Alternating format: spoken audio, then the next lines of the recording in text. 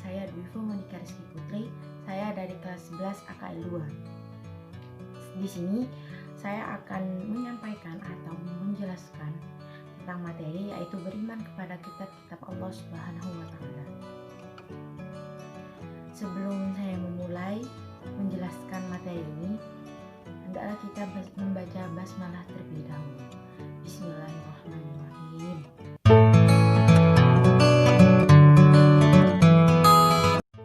Pertama, kita membahas tentang pengertiannya. Pengertian iman kepada kitab Allah Subhanahu wa Ta'ala artinya meyakini sepenuh hati bahwa Allah Subhanahu wa Ta'ala telah menurunkan kitab kepada nabi atau rasul yang berisi wahyu untuk disampaikan kepada seluruh umat manusia. Di dalam Al-Quran disebutkan bahwa ada 4 kitab Allah Subhanahu wa Ta'ala yang diturunkan kepada para nabinya. Di antaranya kitab Taurat kepada Nabi Musa alaihi salam, kitab Zabur kepada Nabi Daud alaihi salam, kitab Injil kepada Nabi Isa alaihi salam, dan yang terakhir kitab Al-Quran kepada Nabi Muhammad sallallahu alaihi wasallam.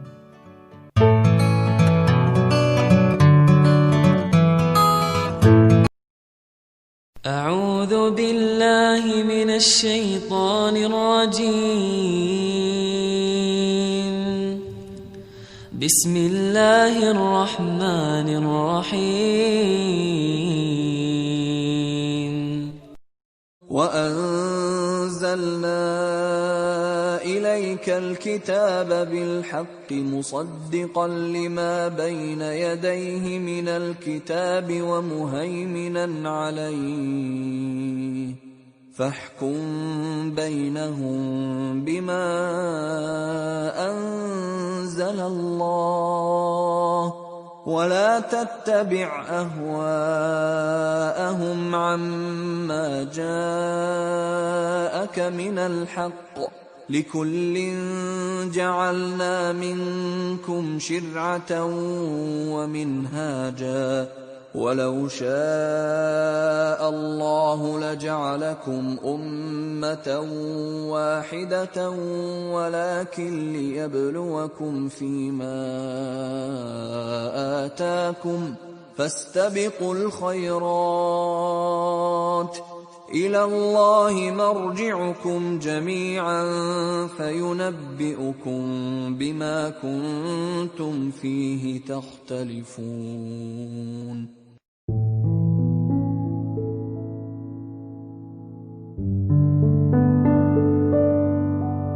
أعوذ بالله من الشيطان الرجيم بسم الله الرحمن الرحيم يا أيها الذين آمنوا بالله ورسوله والكتاب الذي نزل على رسوله والكتاب الذي أنزل من قبل ومن يكفر بالله وملائكته وكتبه ورسله واليوم الآخر فقد ضل ضلالا بعيدا.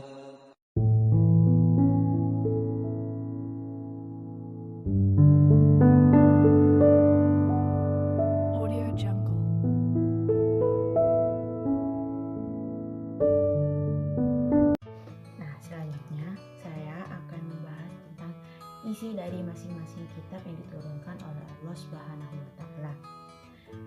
Itu yang kitab yang pertama, yaitu kitab Taurat yang diturunkan kepada Nabi Musa alaihissalam. Isi kitab tersebut ada 10 inti. Yang pertama, tiada Tuhan selain Allah Subhanahu wa Ta'ala. Yang kedua, jangan menyembah berhala. Ketiga, jangan mempersekutukan Allah Subhanahu wa Ta'ala. Keempat, sucikan hari Sabat atau hari Sabtu. Yang kelima, hormati kedua orang tuamu. Yang keenam, jangan membunuh. Ketujuh, jangan berzina. Kedelapan, jangan mencuri. Kesembilan, jangan bersumpah palsu atau bersaksi dusta. Yang terakhir yaitu 10, jangan menginginkan milik orang lain atau menginginkan hak orang lain. Nah, untuk kitab yang kedua yaitu kitab Zabur yang diturunkan kepada Nabi Daud alaihi salam. Isi kitab tersebut yang ada 5, yaitu yang pertama nyanyian untuk memuji Tuhan, liturgi. Yang kedua nyanyian penerangan sebagai ucapan rasa syukur. Yang ketiga ratapan-ratapan jamaah. Yang keempat ratapan dan doa individu. Dan yang terakhir nyanyian untuk raja.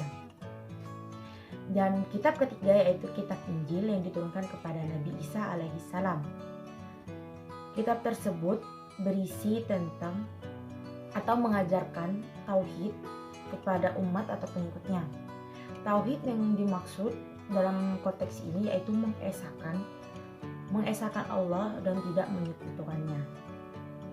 Yang terakhir yakni kitab Al-Quran yang diturunkan kepada Nabi Muhammad SAW.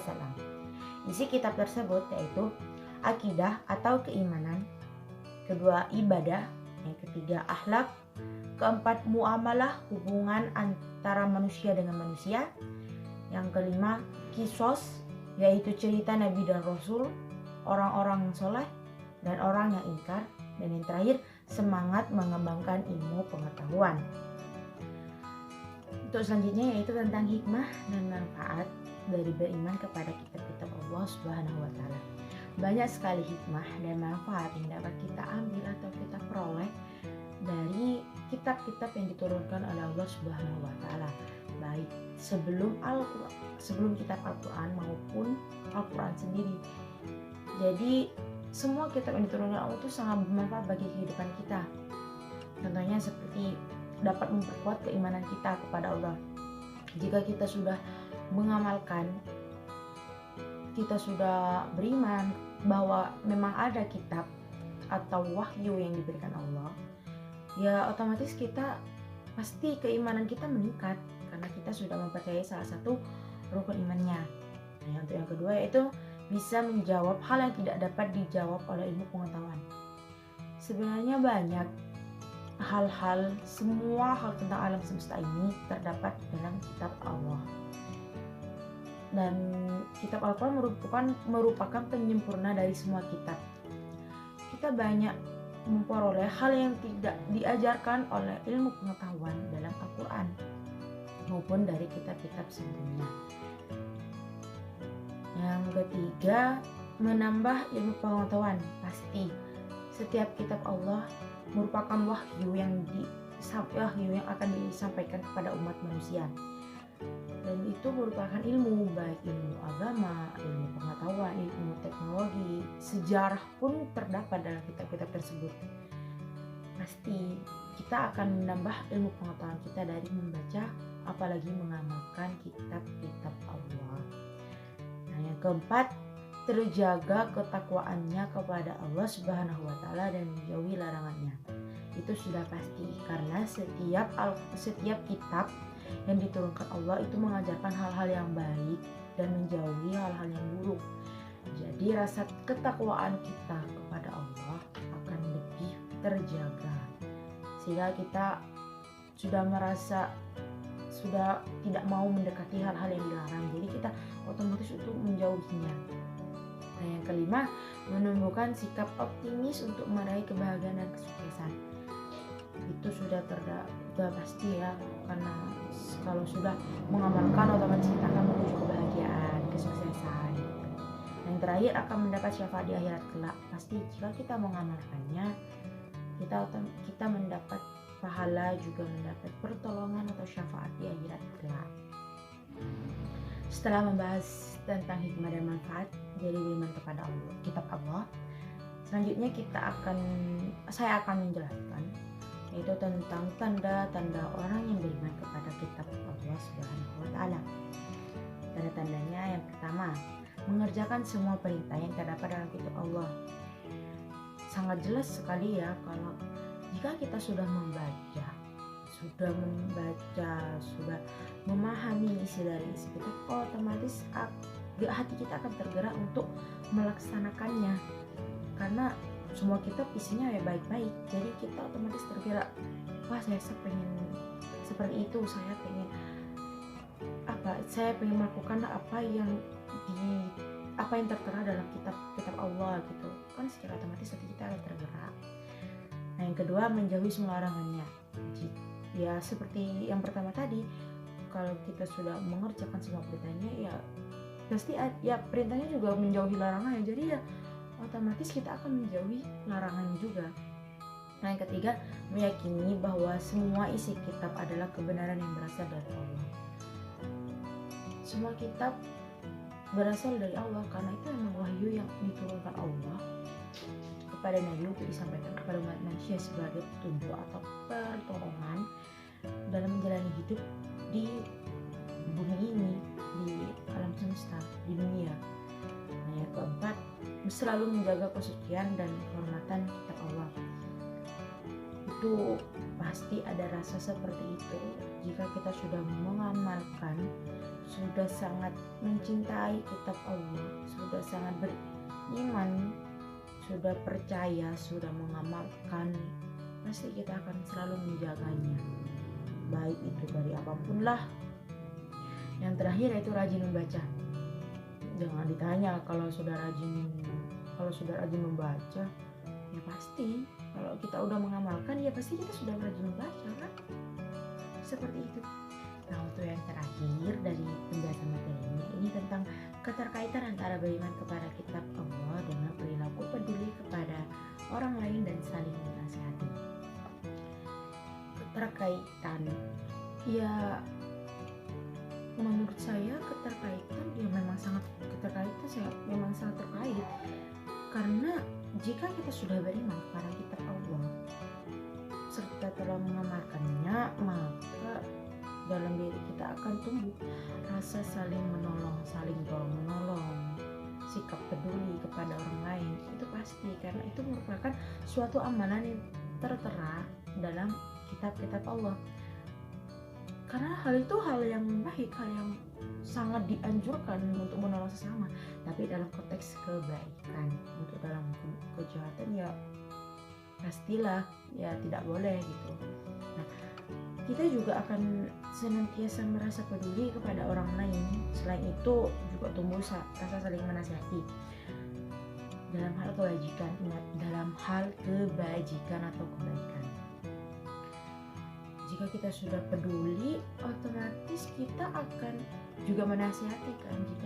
Jika salah satu teman kita itu berada di jalur yang salah, kita otomatis akan menasihati, walaupun tidak menasihatinya secara keseluruhan atau hak sepenuhnya, ya walaupun kita menasihati sedikit, setidaknya kita juga sudah menasihati kan gitu. Juga karena di dalam kitab-kitab Allah, terutama kitab Al-Quran juga dijelaskan bahwa kita harus saling tolong menolong, karena ya kita sedang manusia sosial, kita tidak bisa hidup sendiri, jadi kita harus tolong menolong kan, kita juga perlu pertolongan orang lain gitu. Dan juga saling menasihati dalam kebajikan, itu sangat jelas. Jika kita sudah menolong, otomatis kita juga menasihati kan gitu. Jadi ya memang sangat terkait tentang sikap-sikap peduli dan saling menasihati. Baiklah, itu saja yang dapat saya sampaikan atau saya paparkan, jelaskan tentang materi beriman kepada kitab-kitab Allah Subhanahu wa taala. Semoga bermanfaat bagi yang melihat, Anda yang melihat, dan semoga kita senantiasa tetap berada di jalan Allah Subhanahu wa taala, jalan yang diridhoinya, dan senantiasa bisa mengamalkan wahyu atau mengamalkan isi-isi kitab dari Allah. Sekian dari saya, mohon maaf bila ada kesalahan dalam ucapan atau kurang jelas dalam menyampaikan materi. Saya mohon maaf. Wabillahi taufiq wal hidayah. Wassalamualaikum warahmatullahi wabarakatuh.